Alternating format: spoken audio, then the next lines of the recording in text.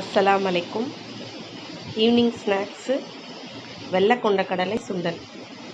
இந்த சுண்டல் எப்படி செய்கிறதுனா, காலையிலே நம்ம என்ன பண்ணிடணும், ஊற போட்டுறணும். ஊற வச்சுட்டு சாயந்தரமாக இது மூழ்கிற அளவு தண்ணி ஊற்றி தேவையான அளவு கல்லுப்பு போட்டு ஒரு 4 இல்லை 5 விசில் குக்கரில் வச்சுட்டு ஆவி அடங்கவும் திறந்து தண்ணியை வடிச்சிடணும். வடிச்சிட்டோன்னா இந்த சுண்டல் ரெடி ஆயிரும். இந்த ஆரோக்கிய சுண்டலை தாளிச்சும் சாப்பிடலாம். கடுகு, காஞ்ச மிளகா, கருவேப்பிலை, கொஞ்சமாக பெருங்காயத்தூள் போட்டு கொஞ்சோண்டு தேங்காய் துருவலும் போட்டு சாப்பிடலாம். இல்லை எனக்கு தாளிக்க வேண்டாம், நான் இப்படியே ஆரோக்கியமாக சாப்பிடணும், எண்ணெயெல்லாம் சேர்க்கக்கூடாது அப்படின்னு நினைக்கிறவங்க இப்படியே சாப்பிடலாம். நான் பொதுவாகவே சுண்டலை தாளிக்கவே மாட்டேன், என்னைக்காவது ஒரு நாள் தான் தாளிப்பேன். அன்னைக்கு பாசிப்பருப்பு சுண்டல் வச்சுருந்தேன்ல, அதை தாளிச்சிருந்தேன். இதை தாளிக்கலை. இது என் பையனுக்காக செய்கிறது. அவர் ஜிம்முக்கு போகிறனால ப்ரோட்டீன் அதிகமாக வேணும் அப்படின்றக்காக சுண்டல் அதிகமாக சாப்பிடுவார்.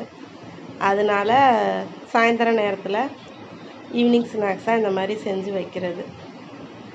இது எல்லாருமே சாப்பிட்லாம், குழந்தைங்கள்லேருந்து பெரியவங்க வரைய எதுவுமே செய்யாது. ஆனாலும் எதுவுமே ஒரு லிமிட் தான்.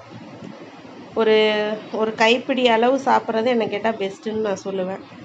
ரொம்ப அளவுக்கு மீறி சாப்பிட்டுட்டு வாயு பிரச்சனையால் கஷ்டப்படுறதுக்கு இதை ஒரு கைப்பிடி அளவு சாப்பிட்டா ரொம்ப ரொம்ப நல்லது, உடலுக்கும் ரொம்ப ஆரோக்கியம். நீங்களும் இதே மாதிரி செஞ்சு சாப்பிடுங்க. ஈவினிங்கில் எண்ணெய் பொருள் எதுவும் சாப்பிடாம, வடை பஜ்ஜி சாப்பிடாம இந்த மாதிரி சாப்பிட்டிங்கன்னா உடலுக்கும் ரொம்ப ஆரோக்கியம்.